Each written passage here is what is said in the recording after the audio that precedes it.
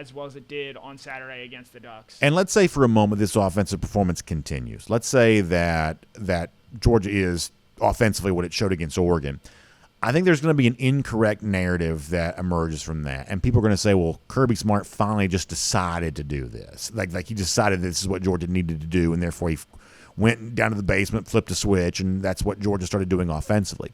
And, Connor, I don't believe that could be any further from the truth. I think if Georgia is, one of the 3 or 4 best offenses in the country here this year, if they're, in excess of 40 points per game, scoring, I think it's the example of a level of progress that's been taking place for the last couple of years. In a pandemic year of 2020, Georgia was way better on offense than had been the previous year, even though it was only playing SEC competition. That matters to me. And in last year's national championship year, they were way better in year 2 offensively under Monken than they had been in year 1.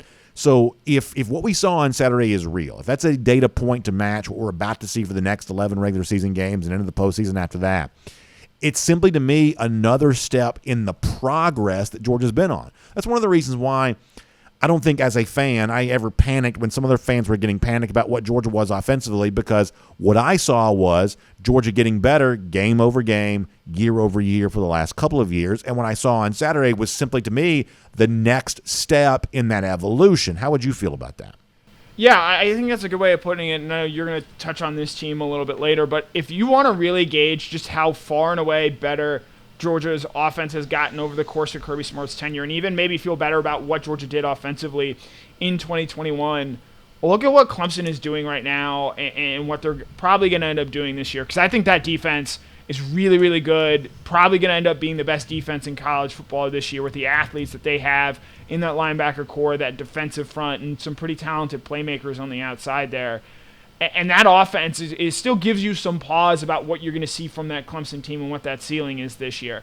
There wasn't that same, I think, a rational thought of that level of concern about the Georgia offense a year ago. There may have been concerns about Stetson Bennett, but there were playmakers around them that had answered those questions more so than you'd seen about Clemson. So I think with Georgia, this is just a sign of, hey, year 3 with Todd Monken. You hear all that talk about continuity. You hear all that talk about what it meant to Stetson to finally be a starter for the season opener.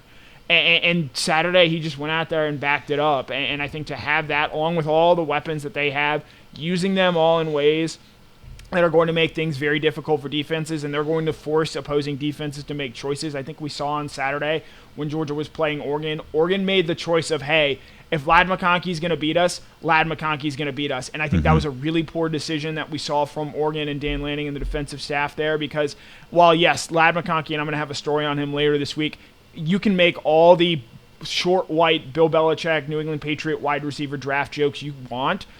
Ladd McConkey is, I think, clearly a step better than that in terms of his ability to make guys miss in the open field, in terms of the versatility and how Georgia uses him and what they're going to do going forward. And if they're doing that with a Ladd McConkey, imagine what they're going to start doing with Brock Bowers, Darnell Washington, Adonai Mitchell, who, let's not forget how well he played on Saturday, making some really nice contested catches downfield.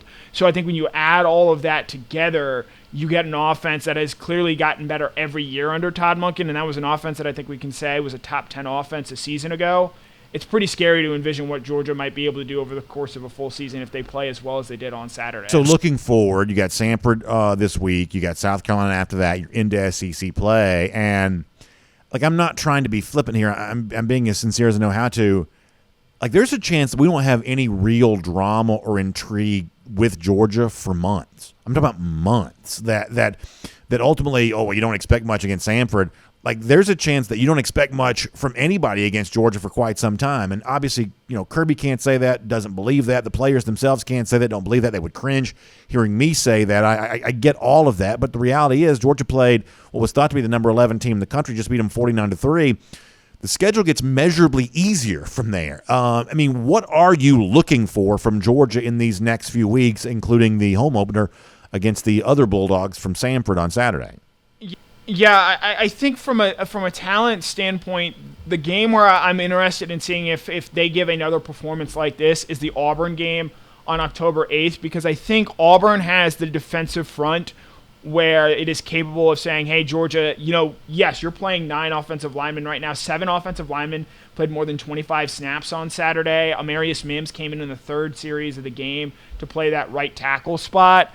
They've got a defensive front that I think is capable of saying, hey, Georgia, if you're as good as you think you are offensively, you're going to need to have your ducks in a row, no pun intended there, for that game against Auburn. But after that, I mean, we're going to learn a lot about Tennessee this weekend. I think Mississippi State is an interesting team with how physical they want to be on defense, and they picked up a nice win and cover against Memphis in the opening week of the season. Underdog at Arizona, I believe, on Saturday, right? But I do think that going forward, look, Georgia, and the reality is it speaks to the larger issue with college football right now that I think Georgia and Alabama are so far ahead of everyone else in terms of the raw talent that they have amassed. And Ohio State might be able to get there. I know Jackson Smith and Jigba was out this weekend, and their defense looked to be pretty positive against a Notre Dame team, though I have questions about that Notre Dame offense. And so I think with Alabama and Georgia being so far ahead, it does take some of the drama out of this Georgia season because from just a pure talent standpoint, if Georgia's able to overwhelm a team like Oregon that has guys that are going to play in the NFL, true blue chippers at multiple levels, how is a team like a South Carolina, who, yes, they brought in a lot of transfers, but didn't exactly look great against Georgia State this weekend? How is a Missouri team that is trying to find its footing? How is a Florida team that picked up, admittedly, a very nice win over Utah, but how is a team like that has recruited at a lesser level than Oregon in recent years going to stack up against Georgia? It certainly takes some of the drama out, which maybe some Georgia fans are okay with that, and winning every game 49-3 would be something to be celebrated. So do you put any stock into the areas on Saturday where it seemed like Georgia was less than stellar? Not a ton of rushing yards, really no pass rush to speak of whatsoever. Probably gave up more yards than maybe people realized against Oregon. Do you put any stock into, even in a 49-3 game, not everything was perfect? Like, how much of a deal do you make out of those statistical categories that weren't exactly stellar for the Dogs? So I don't put a lot of worry into the sacks or lack of sacks on Saturday because I think that was just wholly what Oregon wanted to do, and they, I think, very much copied the Kentucky game plan that we saw last season. And the problem with doing that is, yes, you're able to move the ball and pick up yardage, but it forces you to execute at a very, very high level on longer sustained drives. And eventually, Georgia just has the talent there to make things difficult for you. And that's why I think when you saw Oregon get close to the Georgia side of the field and towards Georgia end zone, they weren't able to finish things off. I think this defense is going to remind us a lot of that 2019 defense where, maybe not necessarily a ton of star individual performances, and it's not certainly as dominant as the 2021 defense was, but it's still going to be a very, very good unit, especially in terms of preventing big plays there. Rushing-wise, I would like to see some more explosive runs in terms of, 15, 20 yards. I think the longest rush they had on Saturday was maybe 12 yards.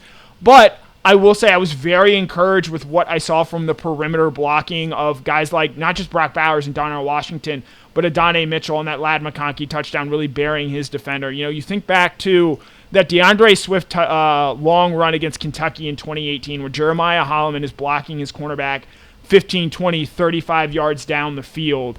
If I'm seeing that from this wide receivers and from these tight ends, and we're getting that level of downfield blocking consistently, I do think the explosive runs are going to be there. I would just like to see them a little bit more frequently. But when you're throwing the ball as well as Georgia is, and you're having 7 different receivers record a catch of 20 yards or more, it's hard to really nitpick what they're doing on offense, specifically with the running game, especially when Georgia still averaged 5.3 yards per carry on Saturday. And on